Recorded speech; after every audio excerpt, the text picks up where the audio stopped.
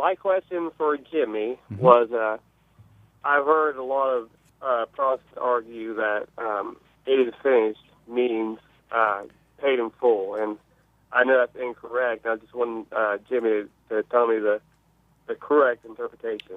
Okay. Jesus on the cross, right? Right. This is from John 19, maybe? Yes, John 19:30, and Jesus, in an English translation, it will say that Jesus says, "It is finished." In Greek, the word is Tetelestai, and that's a form of the Greek verb teleo, which means to finish or to end. And so in terms of what it means it is finished or it is ended. It doesn't mean it is paid in full. That's a gloss.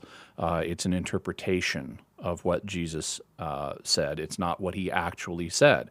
And so it's fair to point that out. Now, on the other hand, I wouldn't be overly hostile to the idea of, as long as we're understanding this isn't literally what Jesus said, well, sure, he did pay for our salvation in full on the cross. He paid more than he paid super abundantly for the salvation of the world on the cross. And so I don't particularly have an objection if you want to say, well, that's part of his meaning here. Okay, fine, it's part of his meaning. But we then need to be careful about what implications we draw from that.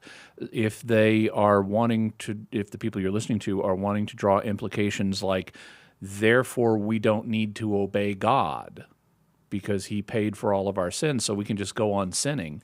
Well, okay, that's not part of Jesus's meaning.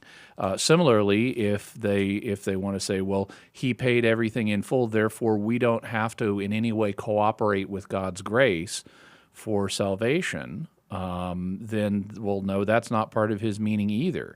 Or if they think, well, he paid for our salvation on the cross, therefore God's salvation is applied to us all in a single moment, and there's nothing left to be done, like growing in holiness and sanctification, then no, that's not what Jesus meant. And so the problem is not so much with the idea that there's a sense in which he paid for our salvation in full. He did, but it's the implications you're drawing from that are potentially problematic, and you're not reading them straight out of the verb. The verb just means it is finished or it is ended. I could eat a pizza and say Tetelestai in Greek, as long as I hadn't yet become hungry again, and it would be a perfectly legitimate use of the verb. It wouldn't mean that I've paid anything in full. In fact, I might not have paid for the pizza at all.